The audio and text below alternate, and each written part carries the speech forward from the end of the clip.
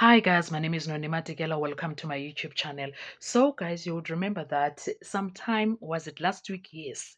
You would remember that Advocate Mnisi mentioned that he doesn't have a problem with calling Ulongwe Twala to the witness stand. The question that I have as Umatigela is that is Longwe Twala going to be eventually called into the witness stand? Before we talk about that, guys, please make sure you do not forget to like, to share, to comment, and most importantly, please make sure you are subscribed on the channel.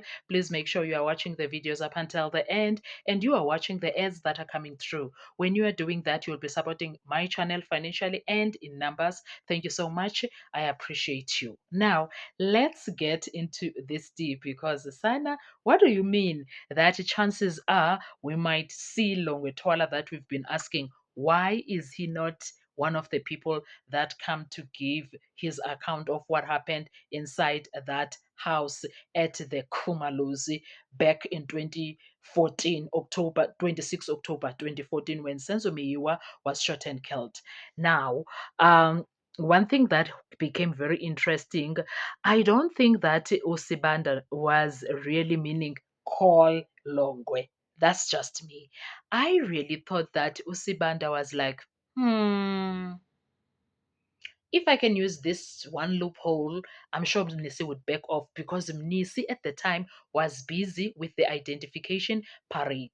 And Osibanda was not happy with that. As prosecution, in fact, they were not happy with that. And they wanted means to make sure that they stop this nonsense, according to them. Okay. Now we have one witness that could shake the Senzo Meyua trial. Will Longwetwala finally testify? So that is what we are interested in, and that is what we are asking today. Now, one house, one gunshot that became very fatal, that eventually killed Senzo Meyiwa. According to the doctor that dealt with him, he said that it was not even 3 minutes. From a minute, 0 seconds to a minute is a lot, but it was not even 3 minutes. He died instantly. One football legend, five accused people, hundreds of court days, thousands of pages of evidence. In fact, yes, thousands. I guess we are on hundreds now because that was then when it was thousands. I guess by now we are on hundreds of evidence. Okay. Yet after more than a decade, one question refuses to disappear. Why has Longwetwala never testified? It is only the state that can answer that question, right? But now they did something very interesting. They handed over Longwetwala to the defense to call him if they want. However, there was something that they said. They said the last time they checked, he was in an institution. Not quite sure what institution means, but we all know that Ulongwetwala sniffs something in his other life. We do know that he was the guy was who sniffs, and now sniffing, when you want to stop it, if you can't do it on your own, you must be in a certain institution that will help you. Okay. Now, was he simply someone whose evidence was never needed? Is that a trick question, or is that a question that we should be asking? I think his evidence is something that we needed to hear. We really do need to hear his evidence. Or could his testimony change how the court views what happened inside their house on the night Senzo Meyiwa was killed? So let's talk about that. We examine one of the biggest unanswered questions in South Africa's most closely watched murder trial. Okay, this is the Noni M podcast. Let's get into it. Now, if you have followed the Senzo Meyiwa trial from the beginning, you've heard names of detectives, forensic experts, ballistic specialists, cell phone analysts, eyewitnesses, police officers, confession witnesses. But there's one name that continues to surface in public discussions despite never taking the witness stand. That person is no other than Longwetwala. For years, his name has appeared in news reports, documentaries, and public debate, and also inside the courtroom of Judge Ratamokgotleng. People have asked the same question repeatedly. If Longwetwala was there that night, why hasn't the court heard directly from him? That was one of the questions that were asked. Secondly, the other question that was asked, why didn't anyone take Longwe to a doctor or do it publicly so that he can clear his name? Say, you know what, let's do this shit because people are saying that I have an injury from a bullet back in 2014. Let's deal with it. No one is doing that. And that leaves the South Africans asking a lot of questions. And it's fair questions, I must say. Okay. But it is equally important to remember that public curiosity is not evidence, and the court decides cases on sworn testimony and admissible evidence, not speculation, which is what we do because we don't know what is happening with him. Now, so, could the defense decide that now is finally the time to hear from him?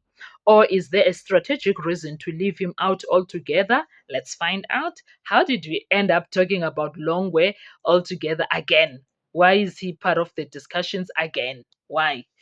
Or is there a strategic reason we are talking about him? I don't know. I don't know. Oh, no, no. Okay. Why every witness matters in the court proceedings anyway? Murder trials are not won by social media. No, no, they are not. They are not won by headlines either. They are not won by public opinion. They are won through evidence tested under cross examination. The state carries the burden of proving guilt beyond a reasonable doubt. The defense does not have to prove who committed the crime, it only needs to demonstrate that the state has failed to meet that burden. The distinction is one of the most important principles in criminal law. Eyewitnesses, eyewitness reliability, police procedures, alleged confessions, cell phone evidence, identity parade evidence, forensic interpretation, the investigation itself, the defense strategy has largely focused on creating reasonable doubt. That raises another question. Would adding Longwetwala strengthen that strategy or complicate it? That's a big question. Sometimes the most important witness is not the one who speaks, it's the one who never does.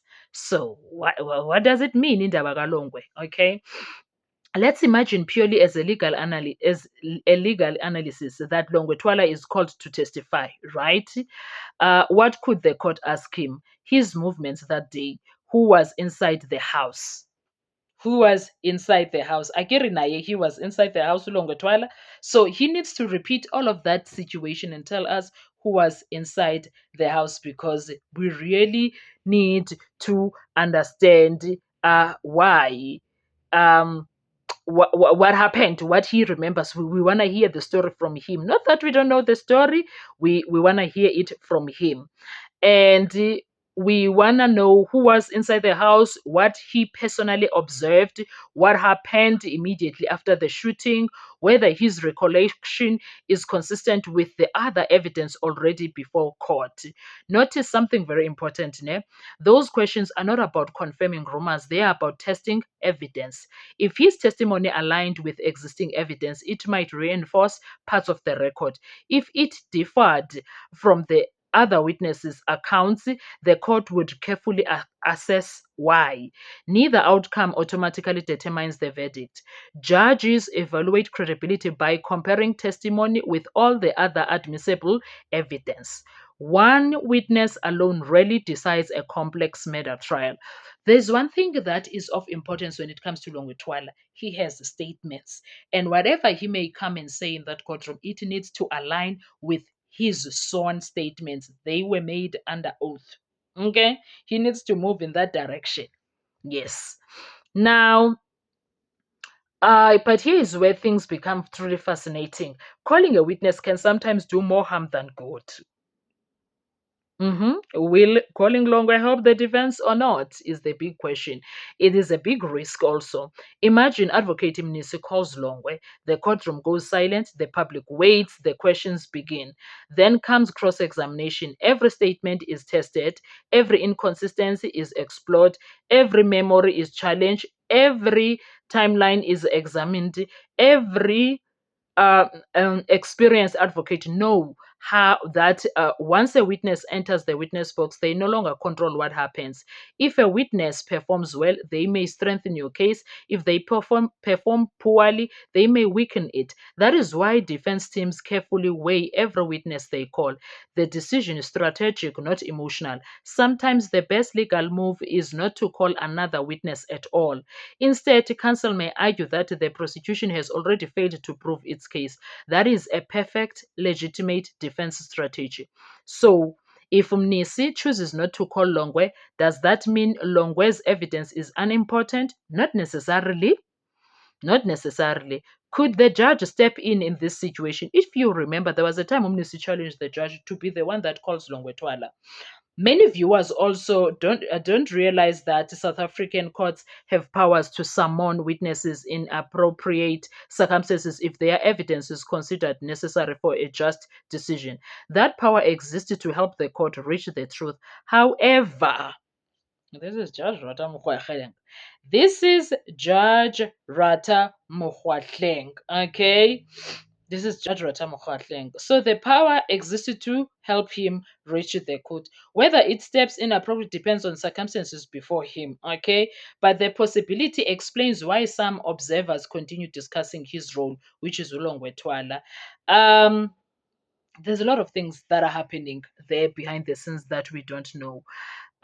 One of the other things that may be sometimes the most important witness, yeah, is the one that is not called. I already said that, but hear me out. Ne? Ulongwe could be very crucial, risky, but very crucial because there are statements that he wrote there. So many viewers don't realize that South African courts have powers to summon witnesses in appropriate circumstances if their evidence is considered necessary for a just decision. That power exists to help the court reach the truth. However, it is exercised carefully. Whether such a step is appropriate depends on the circumstances before the court. At this stage, there is no public indication that the court intends to summon Longwe Twala, but the possibility explains why some observers continue discussing his potential role. And now we arrive at the biggest question of all. Would Longwe Twala's testimony actually change the outcome? Would it change the case altogether? The answer is no one can honestly say, not before hearing the evidence, not before the cross examination, not before anything else, not before the judge evaluates credibility alongside everything else already before the court. That is how criminal trials work. The verdict will not turn on internet theories, it will turn on admissible evidence. Even if Longwetwala were called tomorrow, the court would still have to assess his testimony together with forensic evidence, witness testimony, documentary exhibits, and the legal arguments presented by both sides. The law demands that every piece of evidence be weighed as part of the whole. That is why predictions should always be made with caution. Now, it's one house, one tragedy. Longwe was part of it. One nation still searching for answers. For years, South Africans have debated what happened that night. Some believe the truth has already emerged. Others believe critical questions remained unanswered. Whether Longwetwala ever enters the witness box or not, the responsibility for deciding the case rests with Judge Ratamokwatleng, not social media, not us YouTubers, not public opinion, only the evidence, and that is perhaps the greatest lesson from the Senzo Meyiwa trial.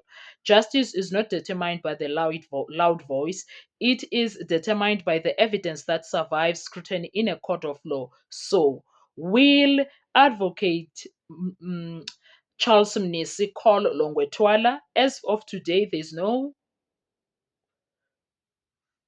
He did say that actually, there is on record that he will call him as soon as the state actually says it's okay. They said so. So it's been confirmed that he is going to call him. But the question is Longwe going to make it to the courtroom?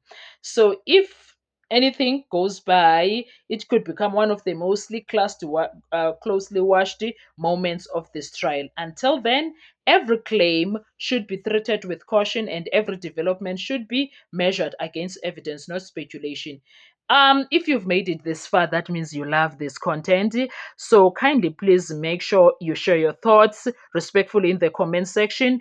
And if you enjoyed this in-depth legal analysis, please subscribe to Noni M Podcast, turn on notifications, and join us as we continue every major development in the Senzo Meyiwa murder trial. Because here we don't chase rumors, we follow the evidence. Justice demands facts, not assumptions. I will see you on our next video. Bye bye.